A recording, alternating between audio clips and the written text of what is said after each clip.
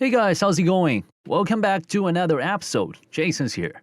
Previously, we've explained how to create extensions to realize internal communication. In this video, we will go on by introducing how to connect and configure our chunks. Chunks are the telephone lines that we bought from the service providers to connect our local PBX and the public telecommunication network. It's the entrance ticket that our PBX can use to communicate externally. Alright, so now, let's jump right into the configuration. On our Yeastar P-Series PBX system, all major types of chunks are supported, including PSTN, Mobile Chunk, BRI, PRI, and SIP chunk. In the next few minutes, we'll have a check on them one by one. First, let's have a look at the PSTN chunk, which is also known as the analog landline. It's used globally for its long history and low-cost form. To connect a PSTN chunk, we should pre-install an O2 module into our PBX so that the corresponding ports on the frontside panel will be working as FXO ports. In most cases of scenario, to connect a PSTN chunk, it's just as simple as plug and play. Once the wire is connected, we can determine if it's working by checking the chunk status. Because it's pure analog, there are not so many parameters we can modify. But if we want to rename it, it's okay. And we can also adjust the volume by changing the RX and TX percentage. RX is for receiving, and TX is for transmitting. Or click on Custom and set the volume by ourselves. The volume range should be from -30 dB to 12 dB. We can go to Advanced in Caller ID settings. Then if we have some problems receiving caller ID, we need to confirm with our ITSP if we have the caller ID display service first. If we have, we should ask for the correct signaling and start type. Change those parameters and make it work. Next, let's move to the mobile chunk.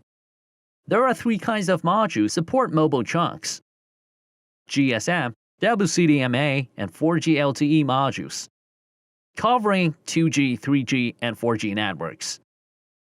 Here we will use a 4G module as an example. We've inserted a SIM card into the module. Our location is within the signal coverage area. So in status, it indicates that the SIM card is connected with the carrier successfully.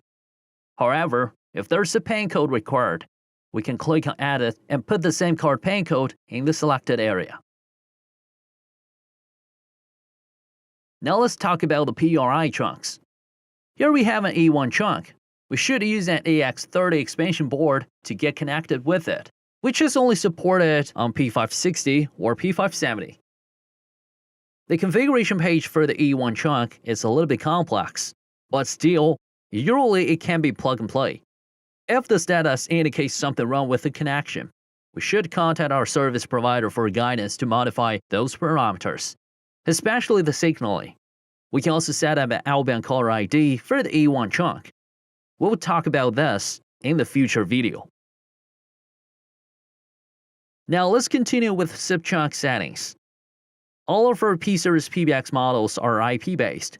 It means we don't need to prepare any additional hardware for SIP chunks.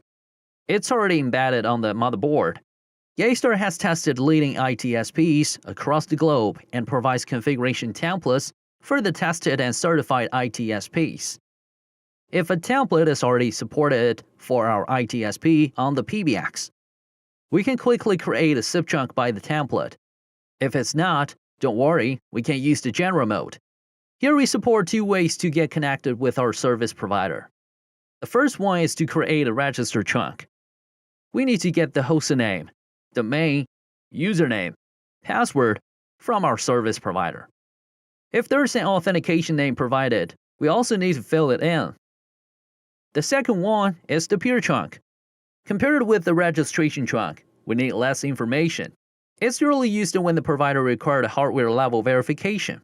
For example, they provide a dedicated line for SIP connection. We just need to get the hostname and domain to make it work. We can also use SIP chunk to get connected with other PBXs, or a VoIP gateway, to make branch office connection or expand additional physical ports for the PBX. We'll be talking about this in our future video as well. Well, whether it's registered trunk or pure trunk, we can click on Save and apply for it. By the way, don't forget to check the status to make sure it's working. Alright, that was all we have for this one. Hope you guys like it, and don't forget to subscribe our channel if you're not already. More details about the P-Series PBX, visit yeastar.com, and I will catch you guys in the next one.